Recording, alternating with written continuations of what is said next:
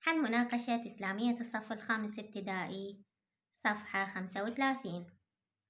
أولاً، ما اسم المدينة المنورة قبل هجرة النبي صلى الله عليه وآله وسلم؟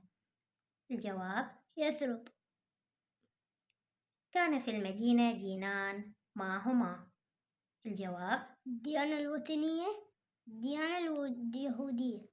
الديانة الوثنية والديانة اليهودية. كيف كان أحوال العرب في المدينة قبل مجيء النبي صلى الله عليه وآله وسلم؟ الجواب: كان بينهم عداوة وحروب ونزاعات. كان بينهم عداوة وحروب ونزاعات. وكيف أصبحت بعد مجيء النبي صلى الله عليه وآله وسلم؟ الجواب: لقد وحدهم الإسلام وجعل في نفوسهم المحبة والتآخي. تآخي. لقد وحدهم الإسلام وجعل في نفوسهم المحبة والتآخي. ما القبيلتان الكبيرتان في المدينة؟ الجواب: الأوس والخزرج. الأوس والخزرج. هناك فئتان من المسلمين بعد الهجرة إلى المدينة، اذكرهما. الجواب: المهاجرون والأنصار. ما مكونات المجتمع في المدينة بعد دخول الإسلام إليها؟ الجواب: المسلمين، اليهود والمنافقين.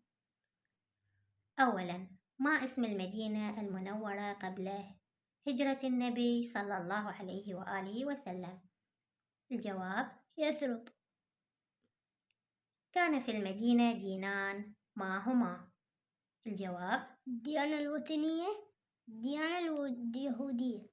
الديانة الوثنية والديانة اليهودية. كيف كان أحوال العرب في المدينة قبل مجيء النبي صلى الله عليه وآله وسلم؟ الجواب: كان بينهم عداوة وحروب ونزاعات. كان بينهم عداوة وحروب ونزاعات. وكيف أصبحت بعد مجيء النبي صلى الله عليه وآله وسلم؟ الجواب: لقد وحدهم الإسلام وجعل في نفوسهم المحبة والتآخي. تآخي. لقد وحدهم الإسلام وجعل في نفوسهم المحبة والتآخي. ما القبيلتان الكبيرتان في المدينة؟ الجواب: الأوس والخزرج. الأوس والخزرج. هناك فئتان من المسلمين بعد الهجرة إلى المدينة، اذكرهما. الجواب: المهاجرون والأنصار. ما مكونات المجتمع في المدينة بعد دخول الإسلام إليها؟ الجواب: المسلمين، اليهود والمنافقين. أولاً، ما اسم المدينة المنورة قبل هجرة النبي صلى الله عليه وآله وسلم؟ الجواب: يثرب. كان في المدينة دينان، ما هما؟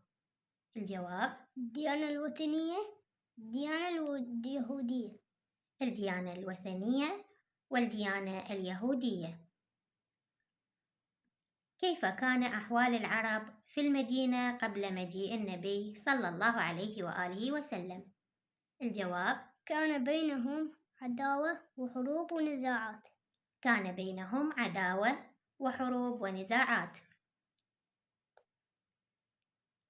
وكيف أصبحت بعد مجيء النبي صلى الله عليه وآله وسلم؟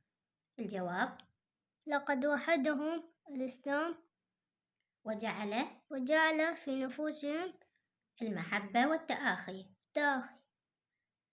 لقد وحدهم الإسلام وجعل في نفوسهم المحبة والتآخي. ما القبيلتان الكبيرتان في المدينة؟ الجواب: الأوس والخزرج.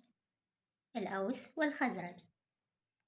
هناك فئتان من المسلمين بعد الهجرة إلى المدينة، اذكرهما. الجواب: المهاجرون والأنصار. ما مكونات المجتمع في المدينة بعد دخول الإسلام إليها؟ الجواب: المسلمين، اليهود والمنافقين.